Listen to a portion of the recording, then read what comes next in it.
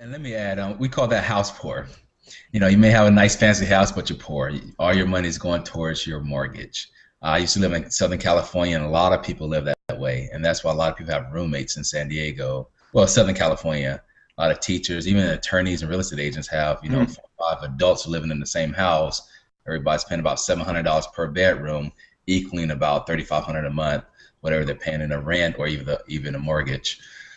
So, I mean, you're absolutely right. And that's why we suggest as coaches, financial coaches, always have a budget, always make decisions based on what you can afford, your numbers, what comes in, what goes out.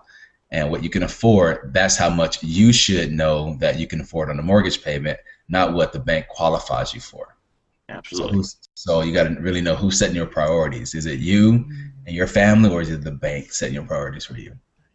Right, because as much as that lender wants to get you in the home, that lender is not willing to lend you $100 to get you date night or whatever is needed. Yeah, they're nice, but they're not that nice. So, what else, Justin? When we go in and we talk to a mortgage professional, is there anything else that we should be listening for, looking for?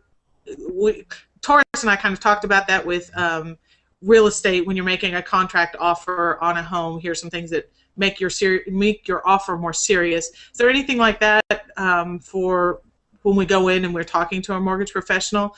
And I'm starting to think too into self-employed and non-regular income or non-credit score situations. Is there anything we should be careful?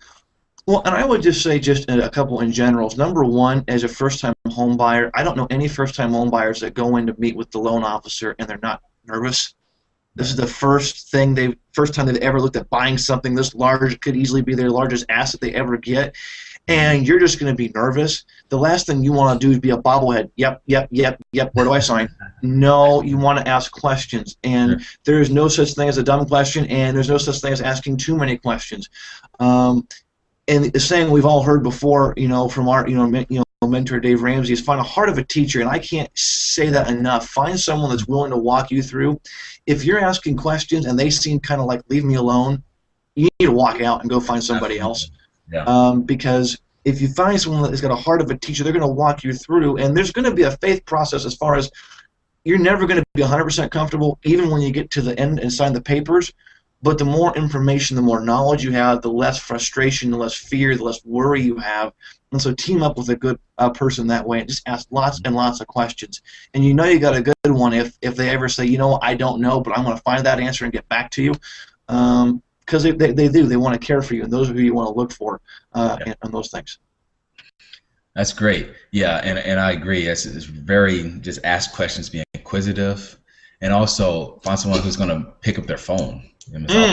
Call people and they don't even return your call. So find someone, if you call them, see if they're going to call you back at the end of that day or no later than the next business day. So that's going to be very important, that responsiveness. And like we said, Justin, you said, heart of a teacher, that's very important for real estate. It's important for mortgages. It's important for anything that you're putting your time, your money into. I don't care if you're going to the doctor, have somebody to explain something to you, the process of what's happening. Again, you trust them. Hopefully you trust them. And then they should educate you so that you feel relaxed and you feel like you can try to, just enjoy the process. Home buying, mortgages, doctor's appointments, dentist appointments, whatever that is. And make sure that they are clear, because I know a lot of people in the sales business, they can talk in, a certain vernacular, and you may not understand what it means, but like I said, ask questions and find someone who's going to talk to you where you understand and they meet you where you are in your knowledge base.